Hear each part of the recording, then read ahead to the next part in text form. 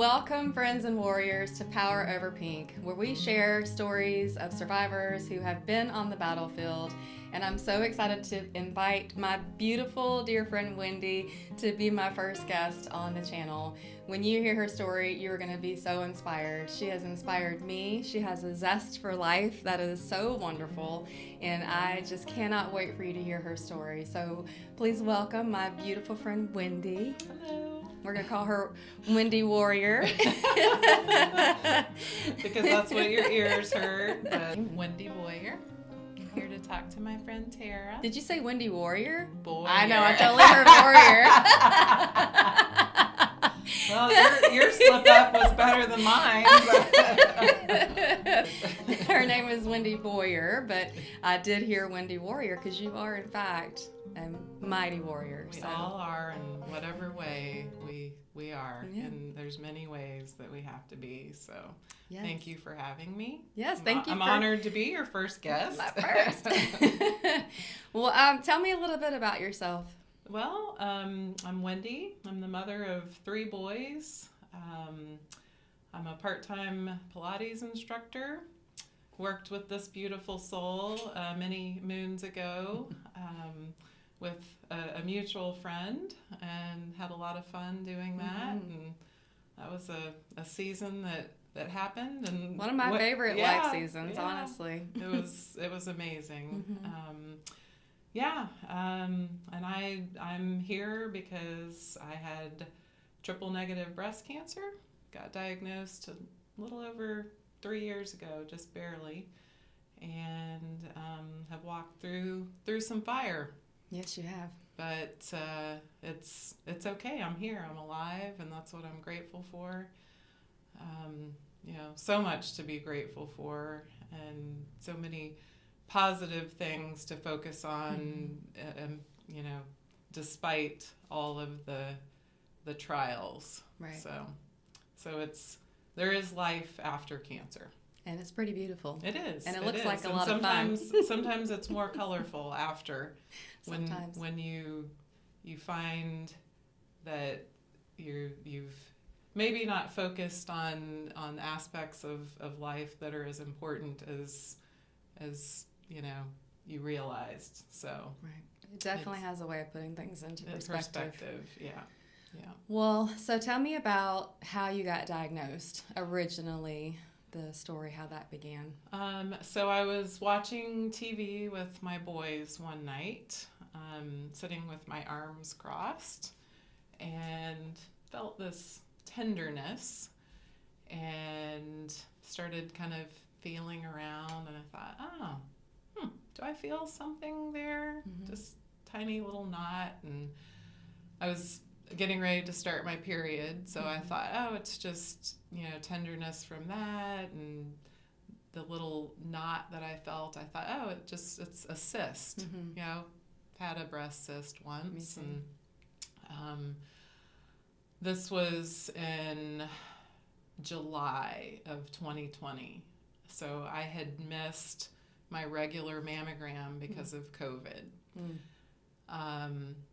I'm slightly neurotic when it comes to my health, and thankfully so, because I took myself to the doctor the following week, and he ordered a mammogram with an ultrasound.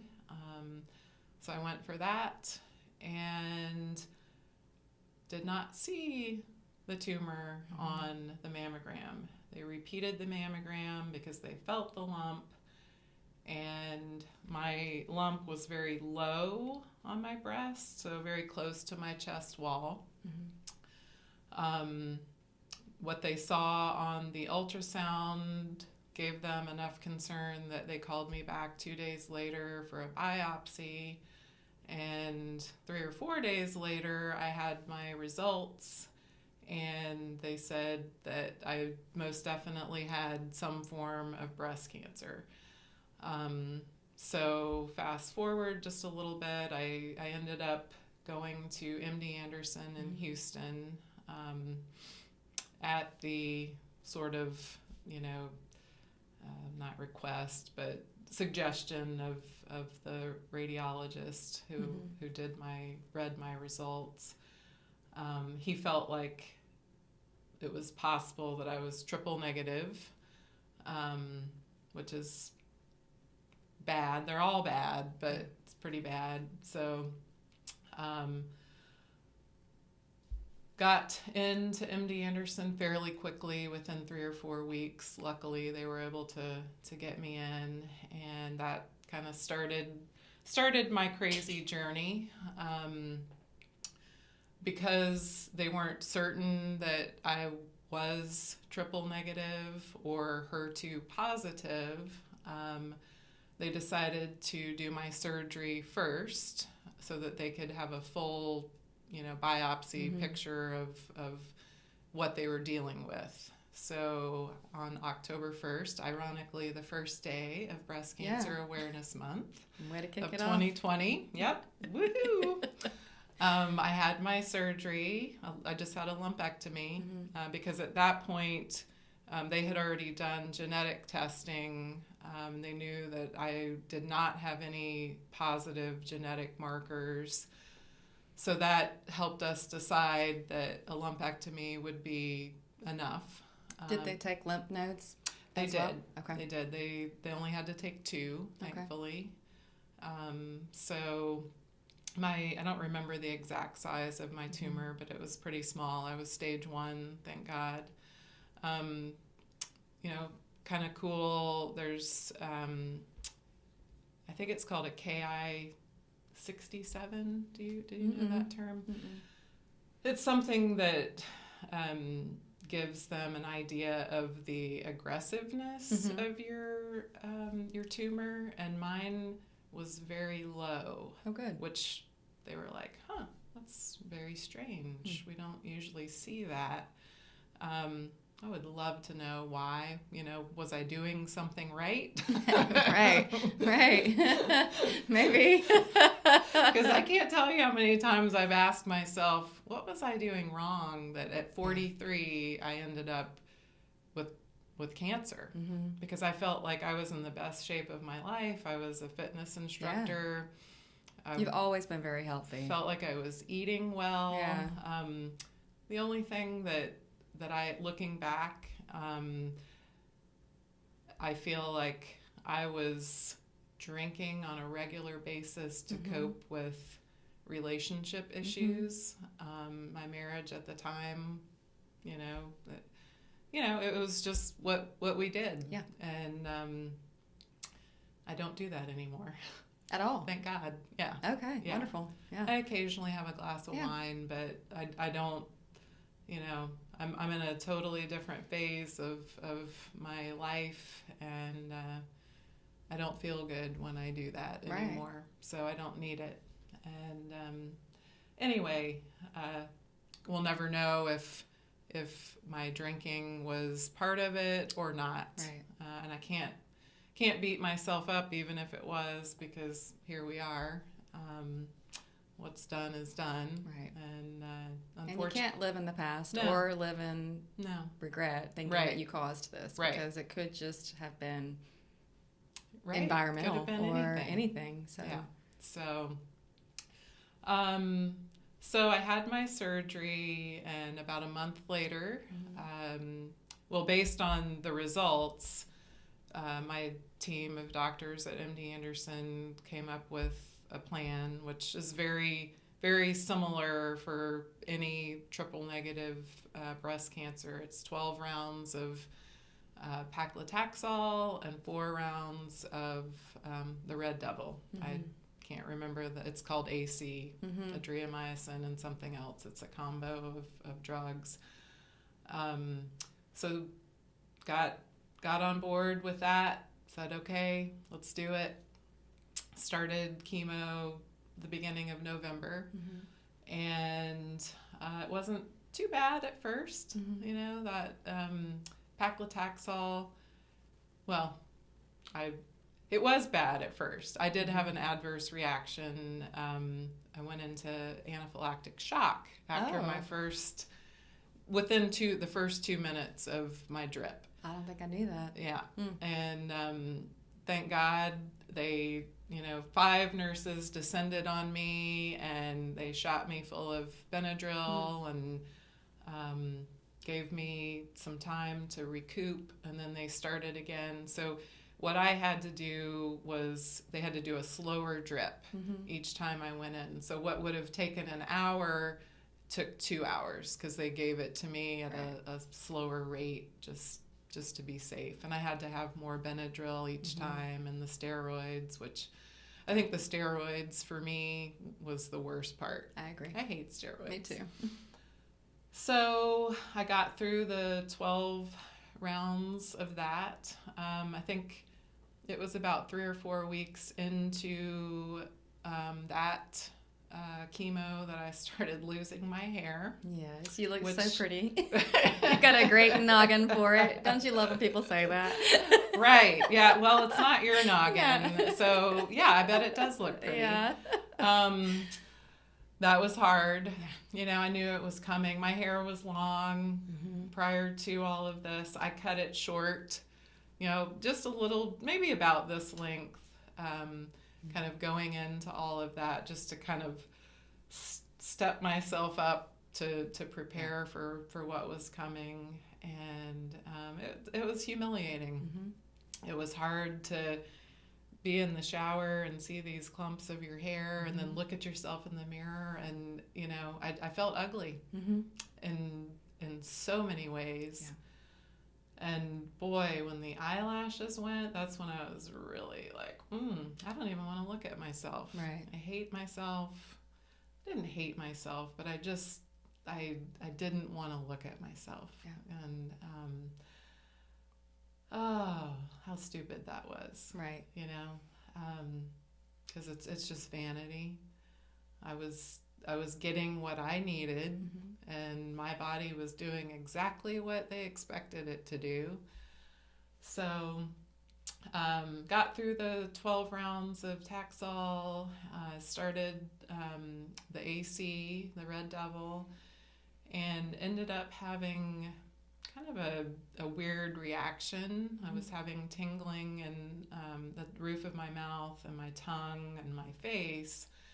Contacted my oncologist at MD Anderson, and because I was planning to come home to Pensacola to see my boys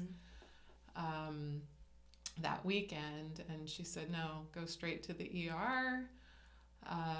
We suspect that it could be a stroke.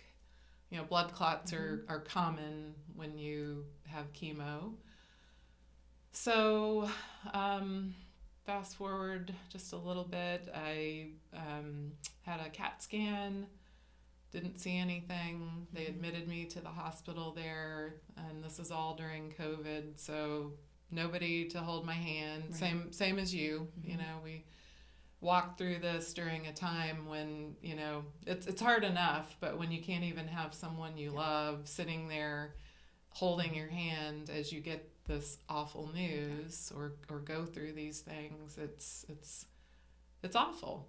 So but looking back on it, I think God knew we could handle that, and it's okay. I've had tremendous support, as I know you have, and it hasn't been as lonely as I imagine some people probably are when they go through this. So I had an MRI that night that I was admitted, and at 1:30 in the morning, when I couldn't sleep, I had my light on. I had a medical professional come in and give me the news that they had found 2 tumors in my brain, which, as I shared with you earlier, just sent me into absolute hysterics. I didn't want to call my mom and wake her up. I didn't want to call my boyfriend Steve and disturb him. So I had to endure and have medication to calm me down. And luckily, the next morning, a doctor came in, told me we were wrong. It's just 1 tumor. Yay! Okay, good. It's better? Yeah, Question mark. Yeah.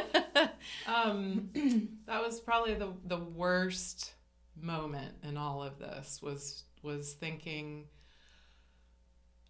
it's spread and I'm gonna die. And you're alone in And the I'm middle of the alone, night, and you it's, can't call anyone. The middle of the night's the worst for. Like, I don't understand Yeah. that at all. Yeah. That's terrible. Yeah, I wish I had gotten his name and made a complaint about how he told me. I think he thought he was being compassionate by letting me know. He said if it was me, I would want to know, but I could have waited. Yeah. Yeah.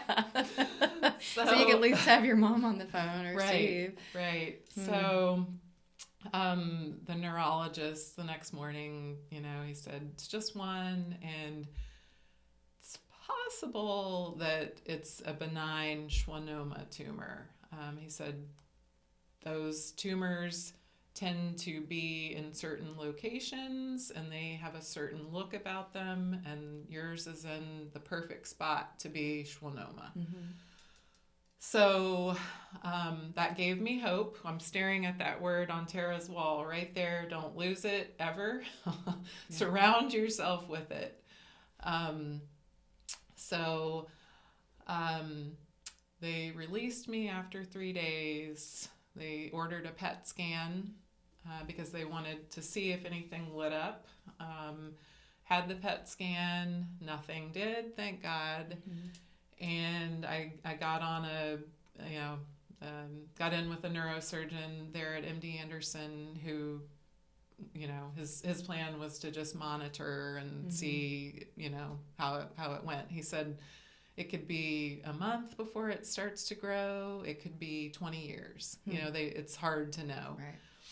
So we monitored, let me stop right there. So I had that. I finished out the AC there in Houston, and then I came back here to Pensacola to start breast radiation. Since I had the lumpectomy, the radiation was my insurance policy, which is what they call it. So I didn't want to do radiation, but I listened to what they said and got through that. That was, I was telling Tara earlier, I feel like that was harder on me than the chemo was, but just depends on your body and what it's already been through. I think because I had already had the chemo and my immune system was suppressed, it really drained me. Did they prepare you for that at all? Like the thought that it could be hard for radiation? I don't know that anybody prepared me for anything. Okay. I never got the opportunity to go into a chemo class.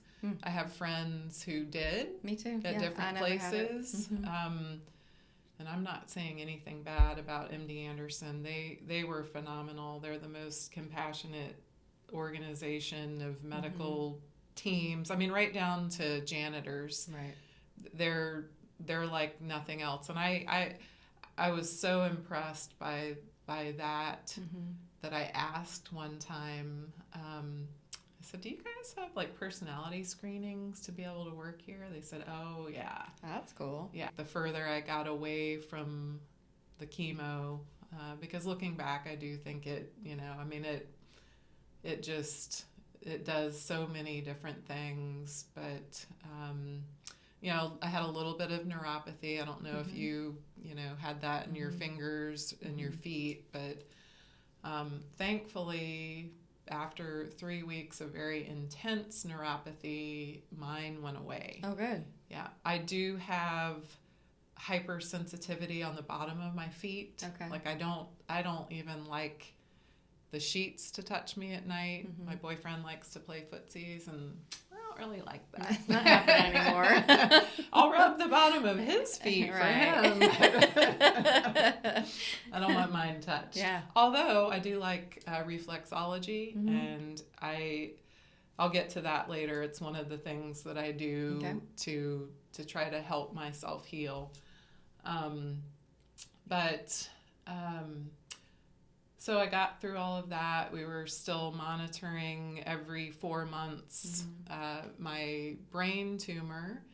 And about a year ago, the beginning of August of 22, it showed that it had started growing and it was time to do something. So my neurosurgeon said, we need to do surgery anytime between the next 2 weeks and 2 months. And I said, well, I'm going on my Alaska cruise with my mom and Steve, and then you can have me. Yeah. Life first. Yeah. Wanted to do that. So I had a craniotomy October 20th of last year. That was interesting. 35 staples, this giant incision. I was not prepared for the size of that. It's very big. Because he said, I'm going to make a small incision. I don't know what he was talking about. Yeah, small and what perspective? I think he meant deep. Yeah. Like the depth was not deep, but the size was huge. So they removed 75 to 80% of that tumor that had at that point started pressing on my brain. Thankfully, I hadn't started having seizures, which is wonderful, and they were surprised.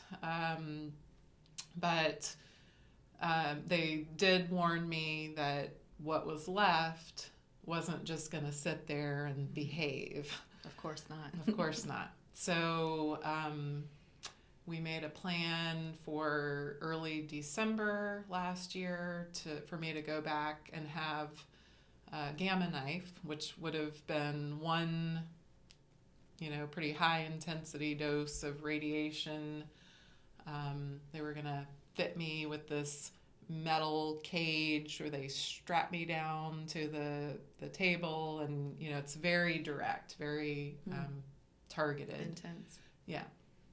I went back for that, and the MRI showed that the tumor had kind of started going crazy, and I was no longer a candidate for the gamma knife. So they made a plan to start 30 rounds of VMAT radiation, which was crazy.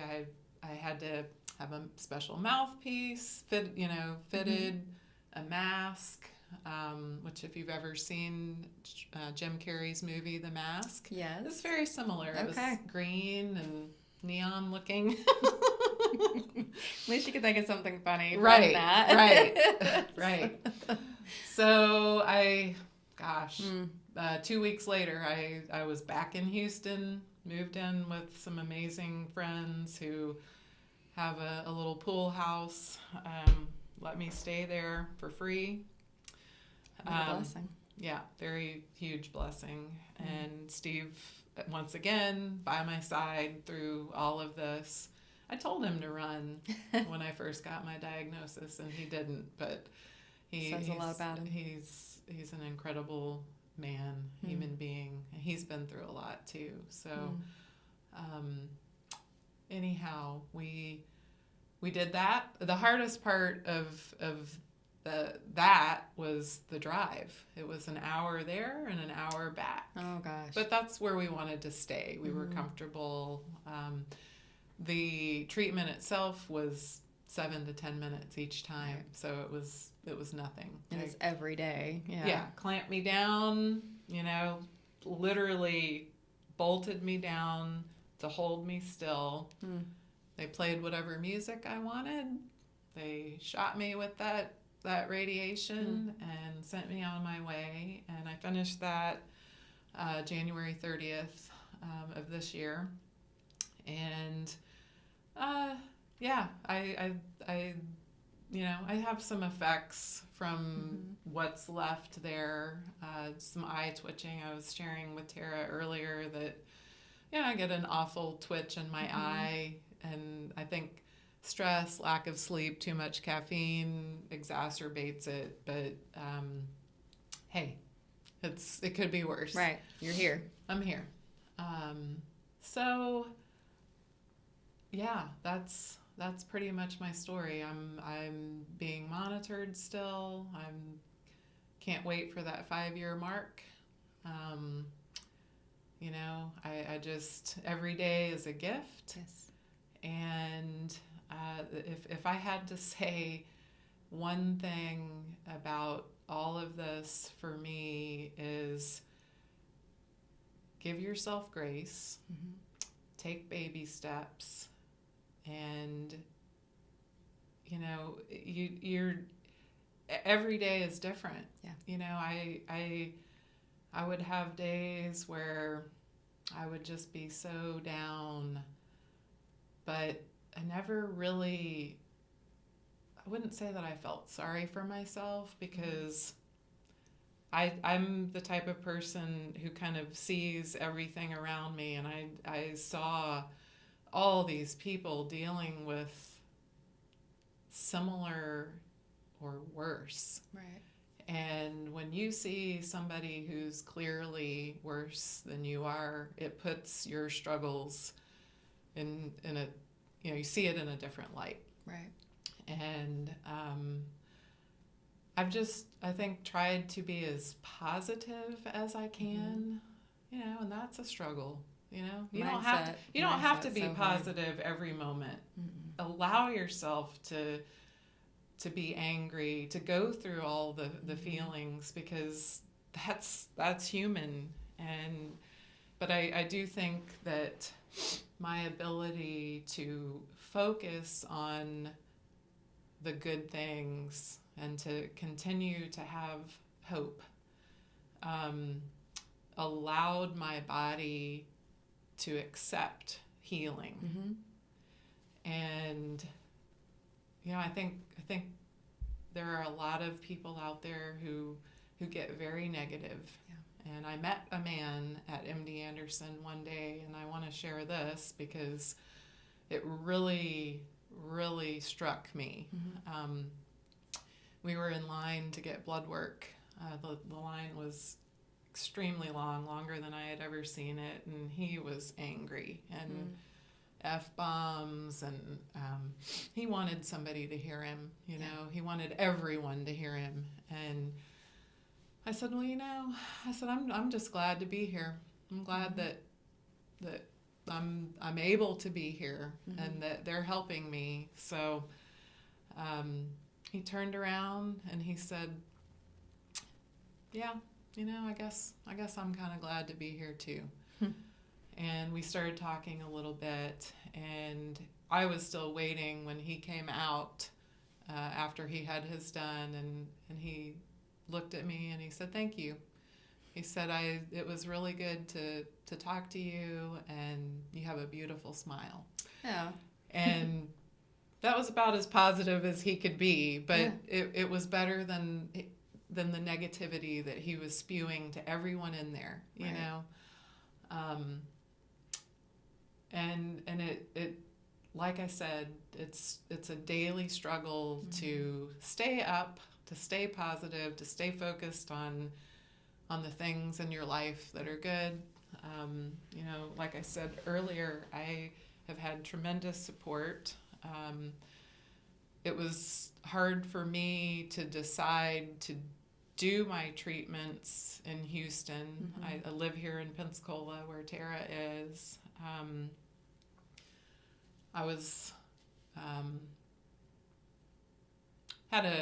don't want to go into my past relationship too much, but it's part of your journey. It is part of my journey, and it's part of the toxicity that was floating around in me for a long time. But where I was going with this is I met a beautiful soul when I initially had my mammogram and ultrasound here in Pensacola. It's where I did the biopsy. She took me under her wing. Her name is Margie Taylor. She's retired now, but she has been an angel to me throughout all of this. I didn't know her prior to any of this. She gave me her personal cell number when I got my diagnosis, and allowed me to come cry on her porch with her. You know, she gave me advice. I called her several times, and it was a huge struggle for me to make the decision, you know, the final decision to do everything in Houston, because it meant that I was going to be away from my 3 boys. And Margie said to me on the phone one afternoon, she said, Wendy, she said, you are going to war for yourself. You are no different than a mother who is in the military, who's going overseas to fight a physical battle for our country. She said, you are battling for yourself. And you're going to make me cry. Sorry, I wasn't expecting that, but it's so true. It is. Where's those It tissues? is. They're right here. That's what I was looking for. I think we're almost out, no. but I knew she was right. Yeah. And as much as I wanted to have my boys surrounding me while I was going through this, I also wanted to protect them from what was to come. And I didn't want them to see me losing my hair on a daily basis. I didn't want them to see me retching and throwing up and all the nasty things that come with, you know, with all of this. So thankfully, I just put into perspective, it's 6 to 7 months of my life. And fortunately for me, I had the ability to travel, even though this was during COVID. You know, I traveled back and forth some, not all the time, because I was also afraid of, you know, being exposed to COVID while your immune system's down. Right. Yeah. So they came out to Houston, some, you know, not very often, but they were able to do that. And it is a battle that you have to fight. And your attitude is a large part of it. Absolutely. And just staying on top of what you need in the present moment, and not focusing too much on, oh gosh, what's to come, I think helped me a little bit. So yeah, I feel for you if you're just starting out on this journey.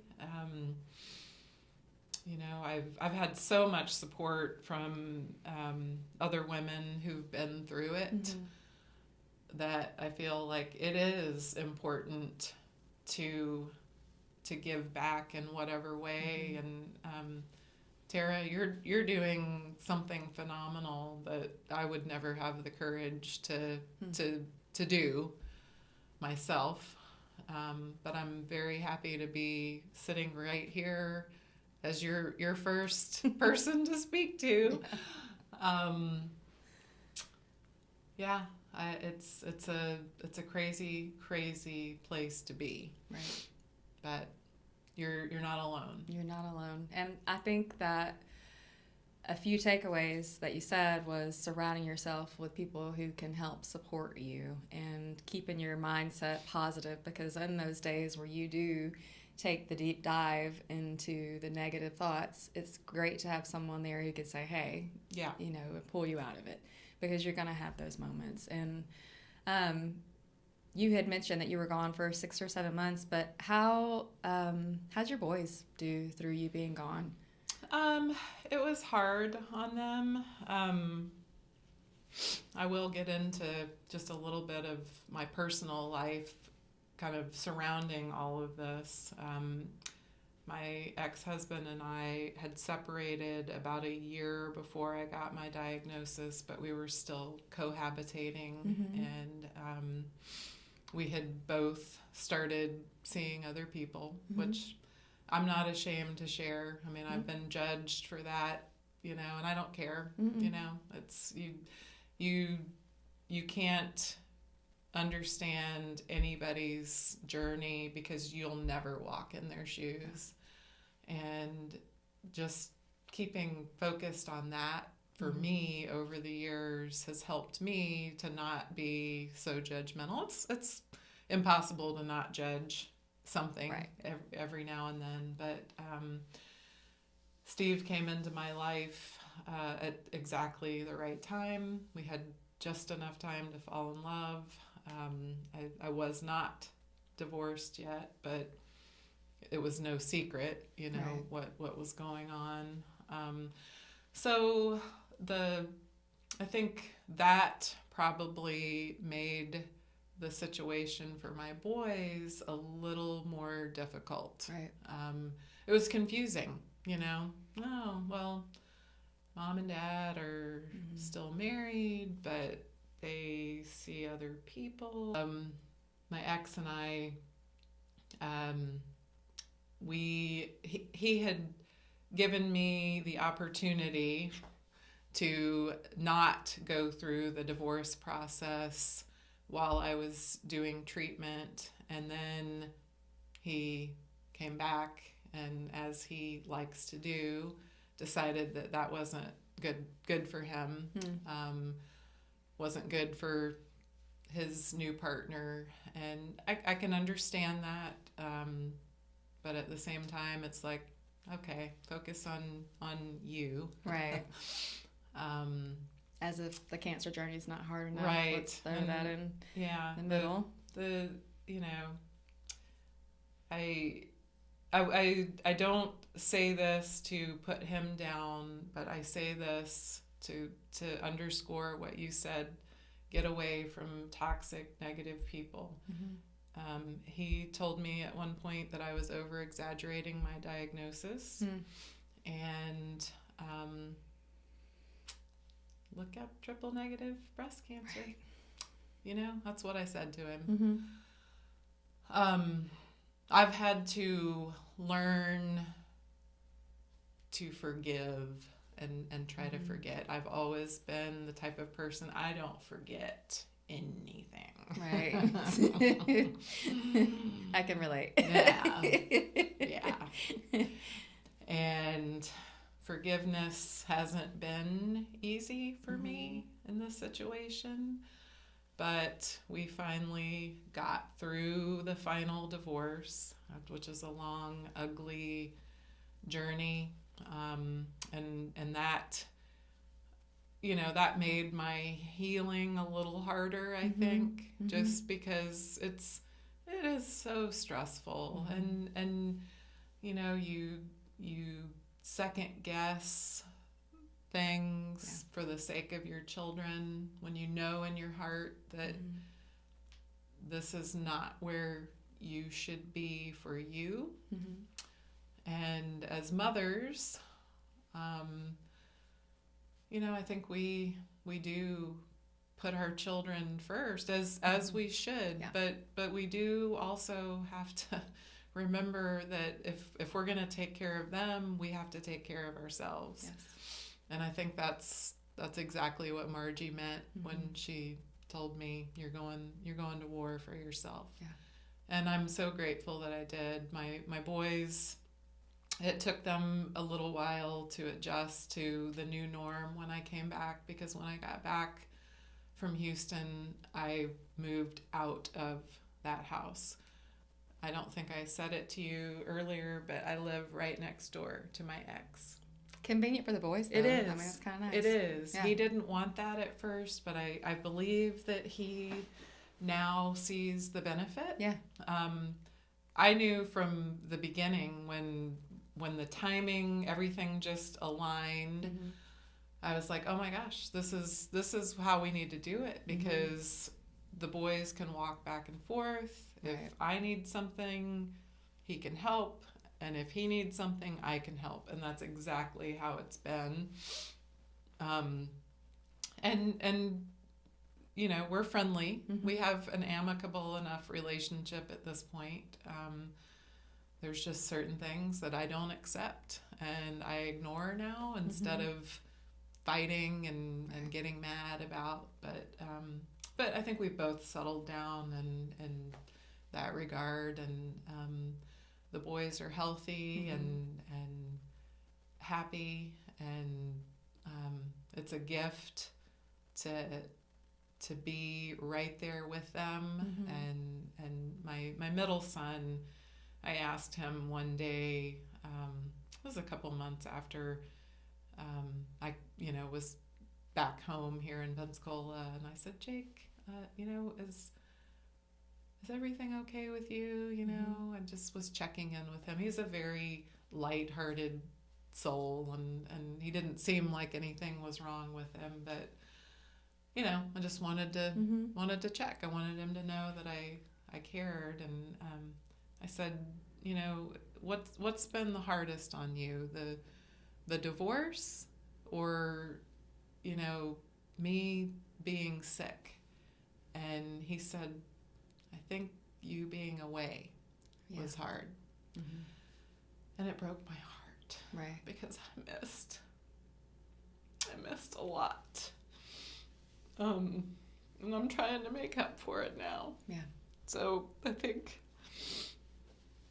I try to not wear myself down, trying to make up for what I missed out on, and that's a struggle that I don't know if I'll ever feel like I'm caught up with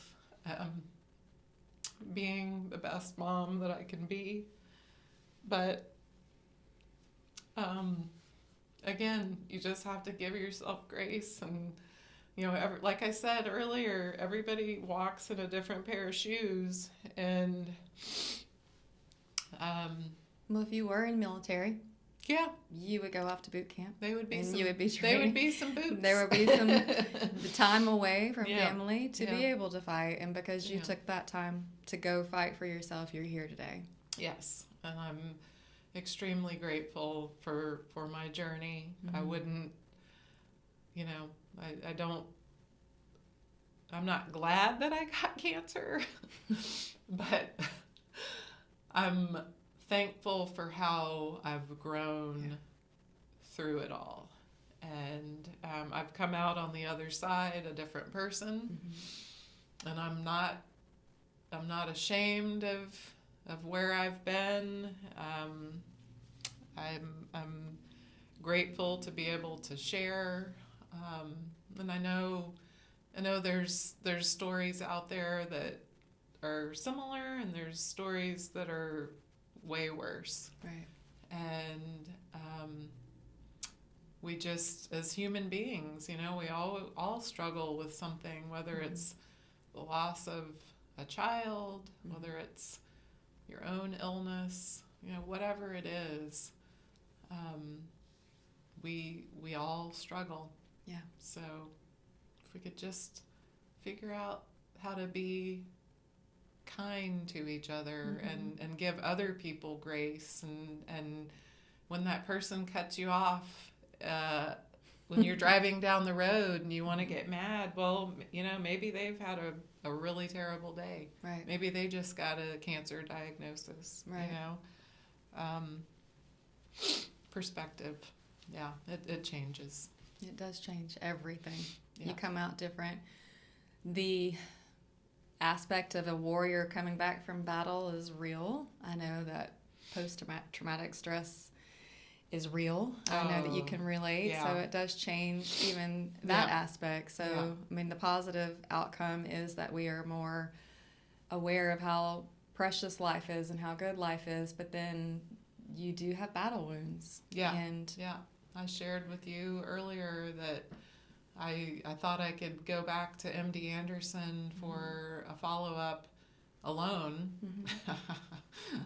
And I learned about myself, because all of this is self-discovery. You know, you really don't know how you'll react or behave until you're faced with the opportunity to see. And I suffered some very serious PTSD being back at MD Anderson. I love it there because they've helped me and they're so wonderful, but I hate it there. Yeah. I hate walking in there and feeling like I belong there. I don't want to belong there. You know, you just look around and there's so many varying degrees of illness, and from young to old, and the hardest people for me to see there are children. Yeah. Broke down like a baby, crying numerous times when I would see young people. I met two women. One was 19, stage 3 breast cancer. Wow, that's so young.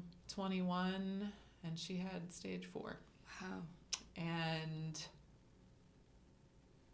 my gosh, At that age. Yeah, it's not a, I know the average age, this sort of thing tends to come in older women After and menopause. men. Yeah. And men can get breast cancer too, especially triple negative. But you just never know. No. You never know. And Tara and I were talking earlier, listen to your body. If you feel like something's wrong, don't let anybody, including yourself, because you're the one who will start with it.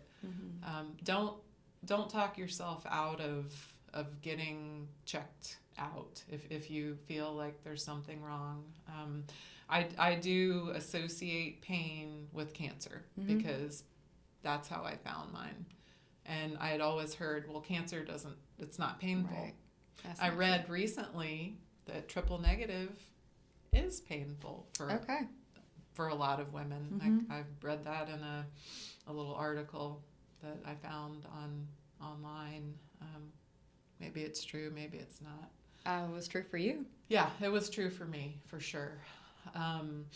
But Tara can relate that any little pain in the body, whether it's in my toe, my leg, my belly, I wonder. Right. And I hope that the further away from this I get, the less I will worry about, the worst case scenario. I don't want to be a hypochondriac, but I also don't want to ignore something that may be real. I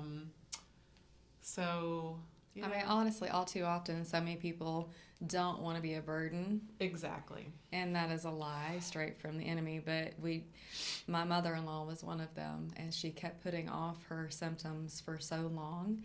And then by the time she found out, hers was not breast cancer, it was, I believe, pancreatic. But by the time she had found out, it was everywhere. Yeah. And she passed very quickly. So Yeah. I think of her often. And oddly enough, the day I found out that I had to go for follow-up imaging was on her anniversary of her death. So she was walking with me through this. Oh, yes. But I think of her because she didn't listen to her body, and I know intuition is it's real. Never ignore it. It is real. Yeah. Yeah.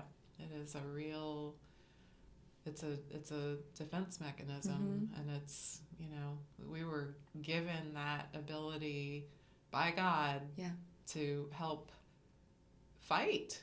We're meant to fight. Yeah. And Got to advocate for yourself. yes. Like, you don't assume the doctor is going to know what you're trying to say, or don't assume they're going to follow protocol perfectly, because they're human too. Yeah. So, and medicine is a practice. It's not a perfection. So, you know, doctors have to be given a little bit of grace too, but unless they have a bad attitude. That's right. Then you just find a new one. Then you get a new one. Because if they can't be compassionate, there's plenty out there. Right. You need to feel heard. Yes, yes. And respected. And feeling heard, I mean, in any relationship is important. Amen. So, you know, it's a relationship, you know, patient and doctor. It's no different than husband and wife, or, you know, friends. And when you feel like you're not being heard by someone, it's very damaging. You know, it's not a good feeling. It makes you feel like you're not important. Right.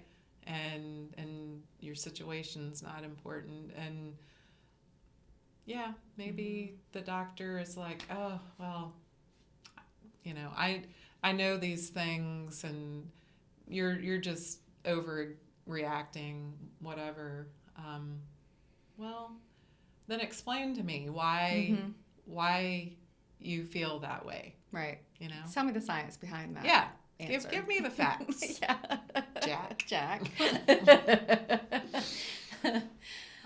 Well, so through all of the treatments, what side effects are lingering, and what are you doing to rebuild? I know you're very healthy, health conscious. So tell us about the reflexology and the other things that you're doing. So, I worked out even while I was doing chemo. Amazing. I did not. I tried to walk. I had a wonderful friend that I made in Houston. She was a neighbor, Lenny, and we would walk, even though it hurt me to walk. My feet hurt. We did it. I continued to do strength training multiple times a day. Multiple times a week, not a day. Like, wow. I gotta stop I'm not that gung ho. No, I just got some 5-pound weights, and you know that it was very important to me.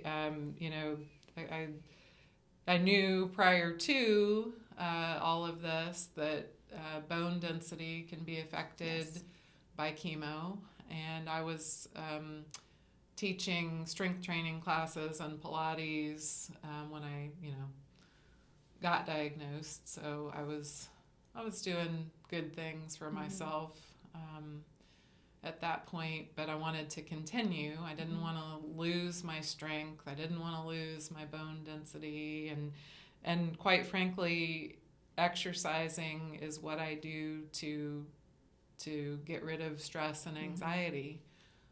It works for me. Right. You know, it may not work for everybody, but it's a powerful tool for me.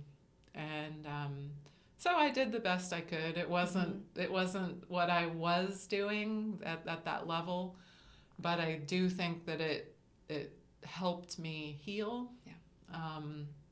I did have a bone density scan probably 6 months after I finished chemo, and I have osteopenia. Okay. I haven't had another one, but you know, my mom had that by the time she was 40, so some of it may be genetic. But I'm a huge believer in weight training. Right. And so I do it at home. I infuse it in my Pilates classes a little bit, because it's more of a Pilates fusion, not a classical Pilates where I teach. But the eating healthy is important. Yes. But it's confusing. In what way? Well, I went to a lady. shortly after I moved back to Pensacola, she gave me this book on eating for your blood type. Oh, I have that book. After cancer. And I can't eat a cucumber because it's not good for my blood type. What? I don't know why. Don't ask me why. But on the list of things, you know, we talked about it earlier. We're all different. We all react to food or medications differently. We may take and eat the same things, and you're going to respond differently than I will. Right. And so it's hard to pinpoint exactly what is good. Right. Have you done a food sensitivity test? I have not. Okay.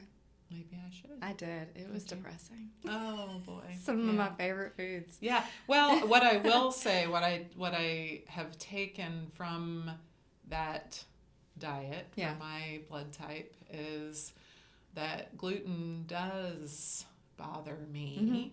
I still eat it. I went for about 1.5 years. I was excellent at following that diet.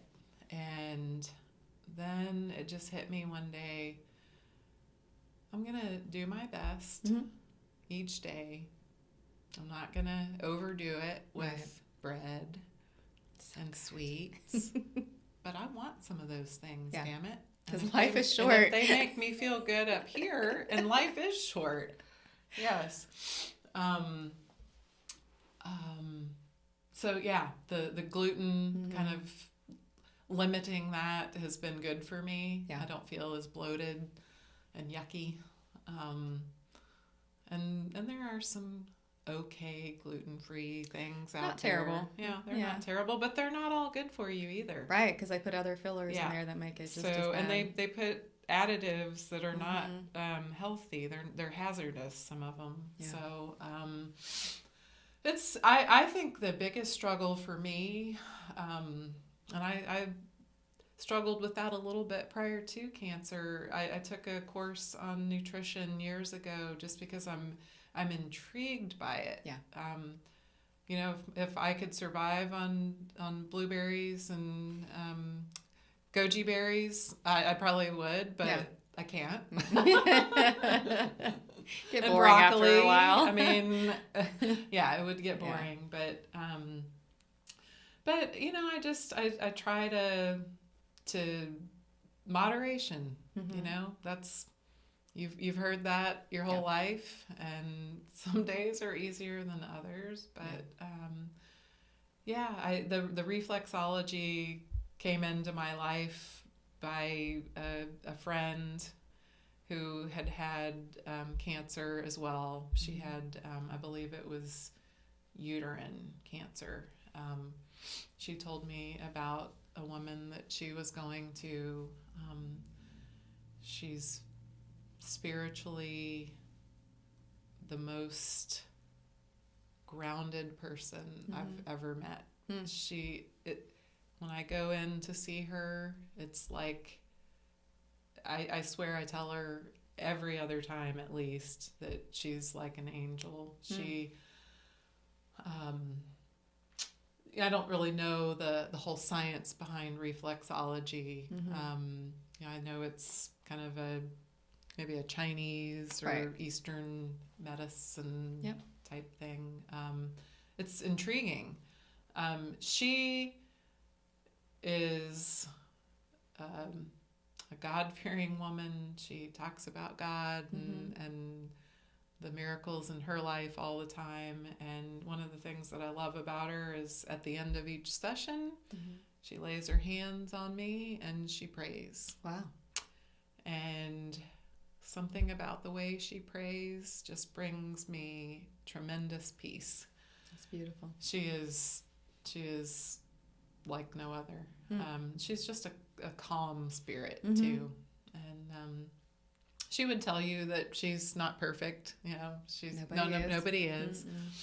But in my eyes, she's pretty close. That's amazing. Yeah. So So I think just in a nutshell, we get kinks in our, everything's connected in our bodies, and whether you believe it or not, I mean, I wasn't sure that I believed it the first time I went in, and then one day she was working on some part of my foot, and I was like, Barbara, what is that working on right there?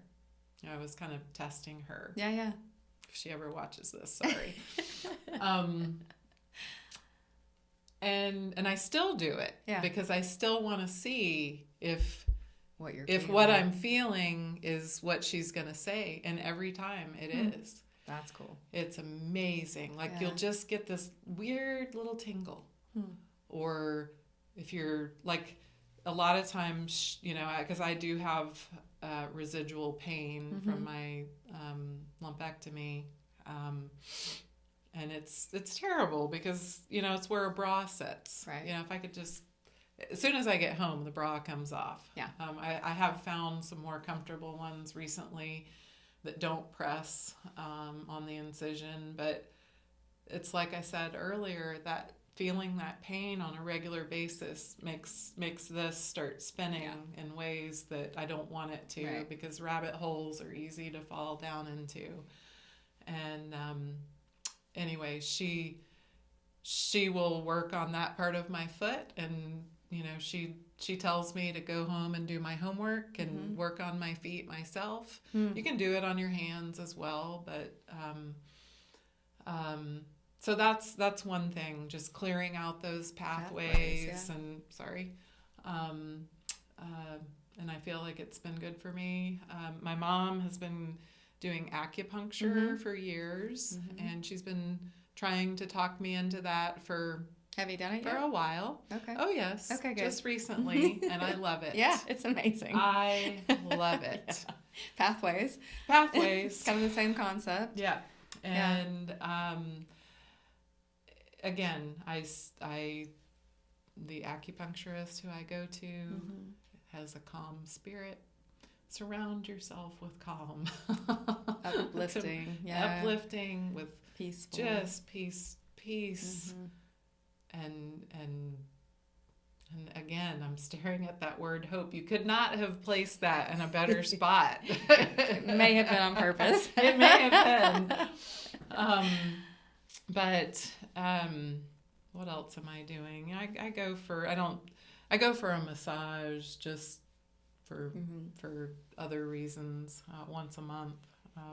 And I'm fortunate enough to be able to do that. Right. I know not everybody can afford to do that, but I just found out my insurance covers massages, so Mine I doesn't. am just about to jump into that world again. yeah, but mine does pay for chiropractic, and Nice. I have started doing that recently.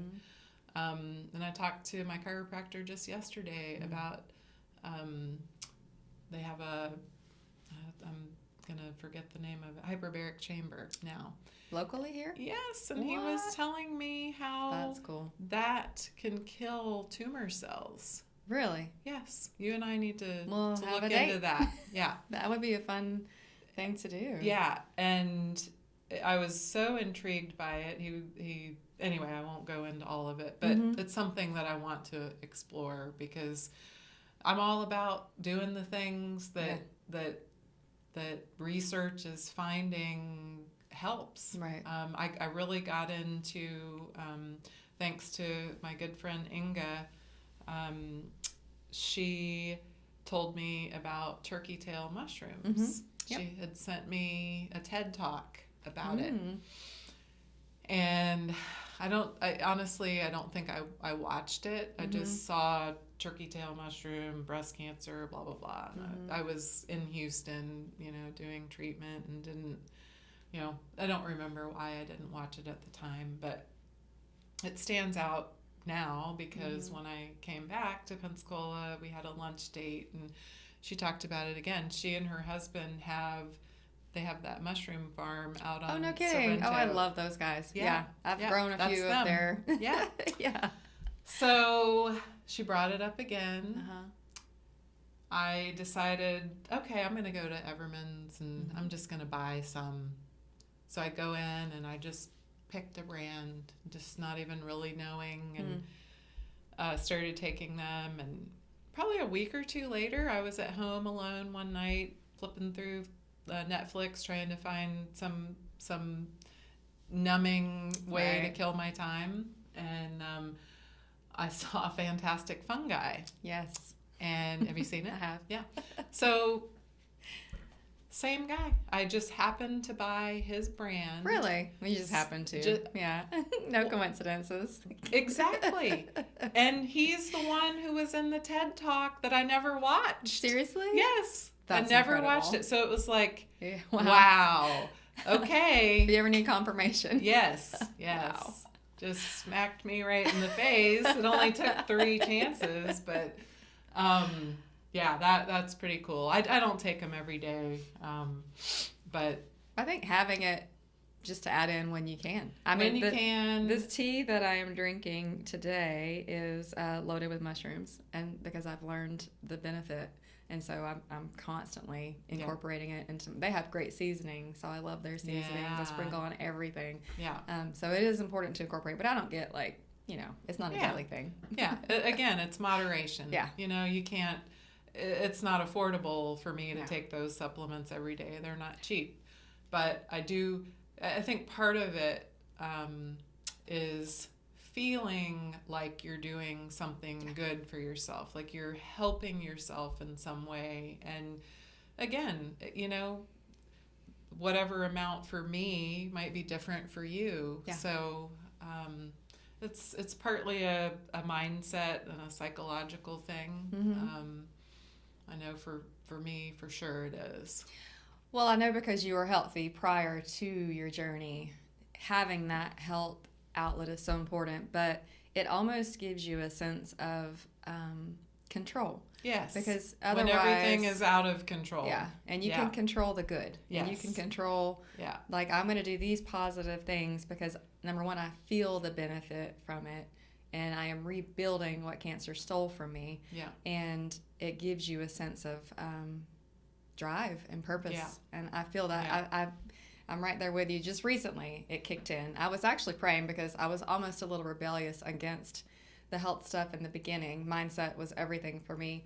And then God just kept gently telling me things and sending people to say the same things. And so I was like, God, I need help with my mindset getting ready for this. And then now that I'm in, I'm just like, why did I wait so long? Because it does give you like, okay, I can do this. I can fight for me. Yeah, yeah. And that's what it is. You absolutely can. And you just, you have to. Yeah, you do. Period. Mm-hmm. So, yeah, it's been, it's it is a daily struggle to figure out those good things. But when you have a solid foundation for the concept of what's healthy, you can build on that, right? And like you said to me earlier, don't beat yourself up for what's been done in the past. You just have to move forward. Right. You have to take a step. Maybe it's 1 step. Mm-hmm. Maybe it's 2, but moving forward and upward is what you have to set your sights on. It's so true. It's so important. Your mindset is everything. You've been so positive. I have loved what you have shared on your own personal page, but I know you've always been adventurous and kind of a fun soul. Wendy is she's always having a good time. Ever since I've known you, you're always the light in the room. You always smile so large. You include everybody. I mean, you're just infectious. But I have noticed that you've been doing a lot of adventures. A little traveling? Lots of travel. She may or may not have jumped out of an airplane recently. I wondered if this is where we were going. Yeah. Tell me about that. So, Steve, whoa. You haven't met Steve yet, but you want to talk about the light in the room. He's got a big personality, and wow, he's taken me places quite literally that I've never been, and probably never would have been.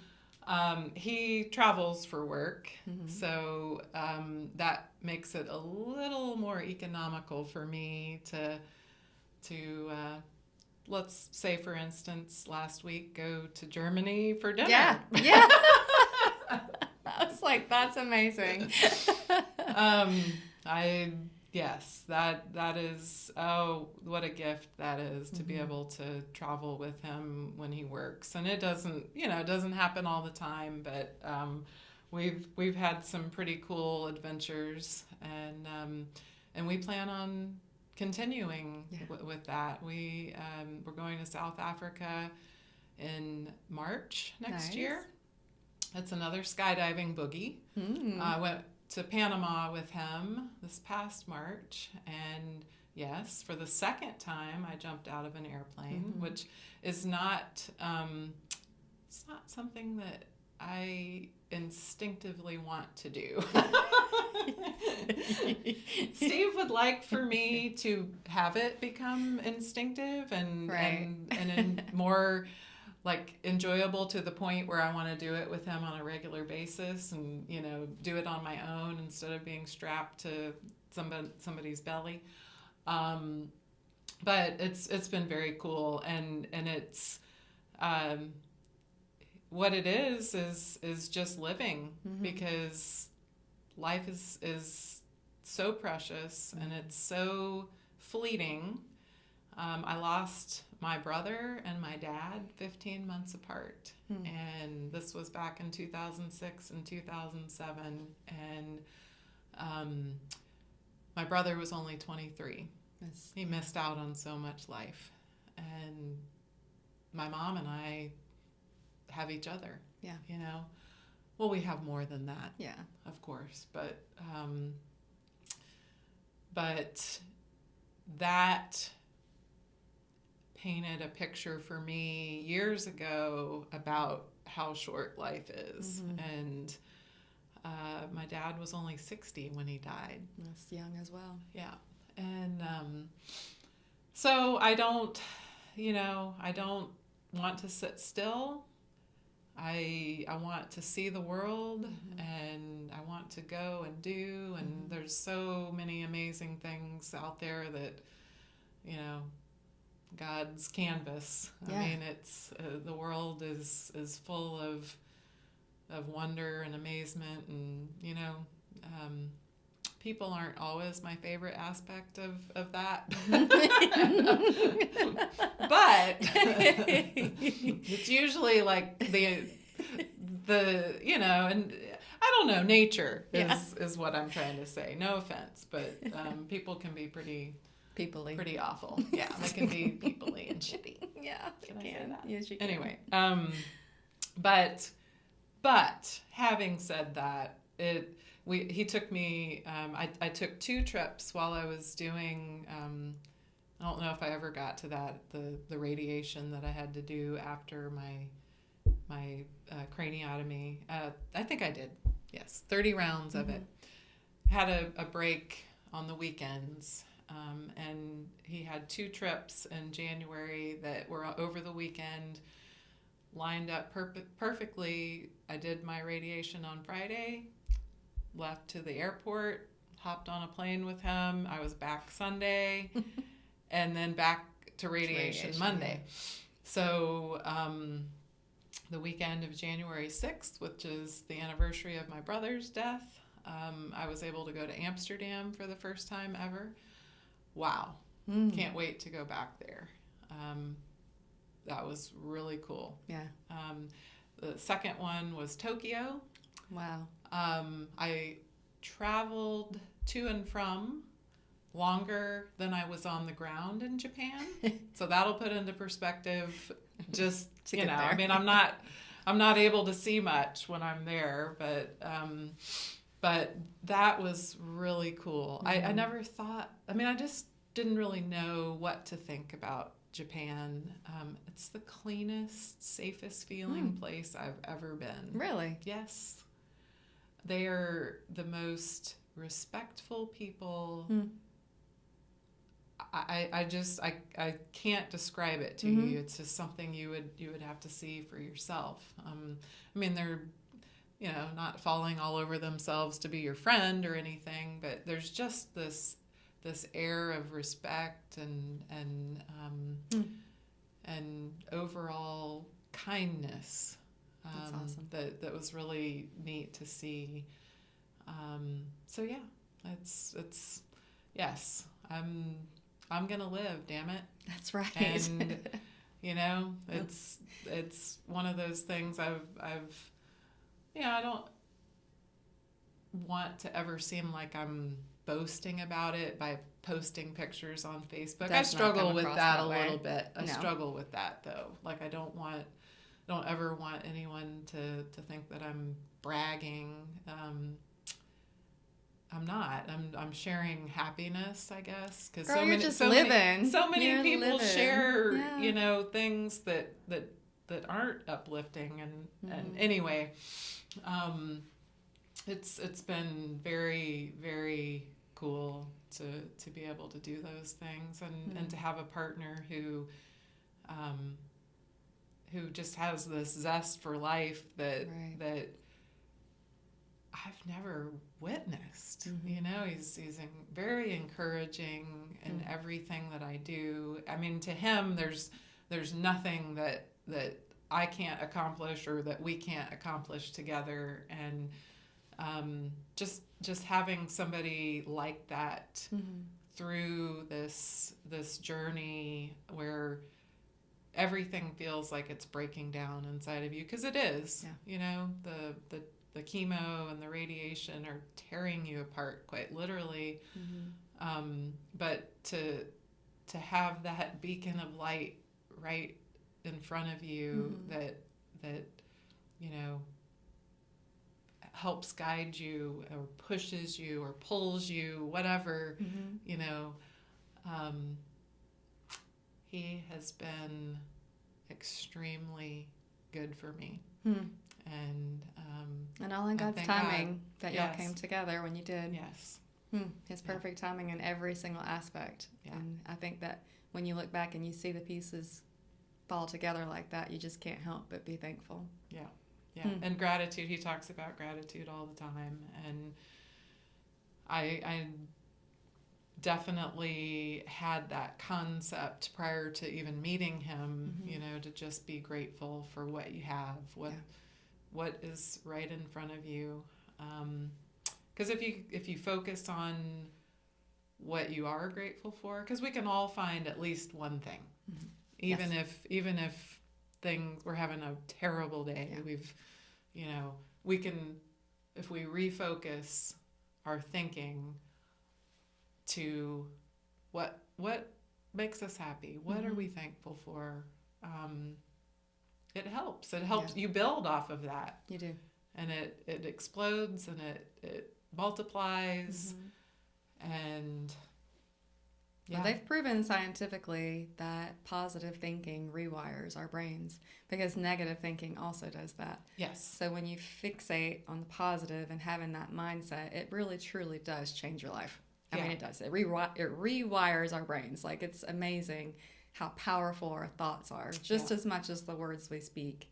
Our thoughts towards ourselves are just as powerful as the words that we say to those around us. So, truly that is a game changer. So, it is. And having someone speaking life to you and helping, whether it be your circle of friends or Steve or the boys, or my mom. Your mom is amazing. Yeah, my mom has been through so much, and we have this funny little thing between us. I don't know where we heard it years ago, but it may have been like on the Today Show or something, but wear a rubber band around your wrist, and every time you have a negative thought, pop yourself with it, and you'll stop thinking negatively because it hurts. But yeah, I spiral into negative thoughts plenty. Yeah.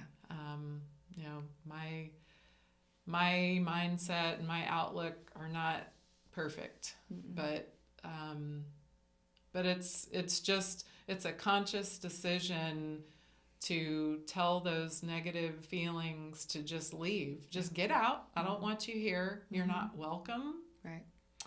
And that sounds a little bit crazy. Not at all. But Barbara, my reflexologist, she was the first one to ever kind of put that thought in my head, fear, doubt, and unbelief. She said, just tell them to go away. Yeah.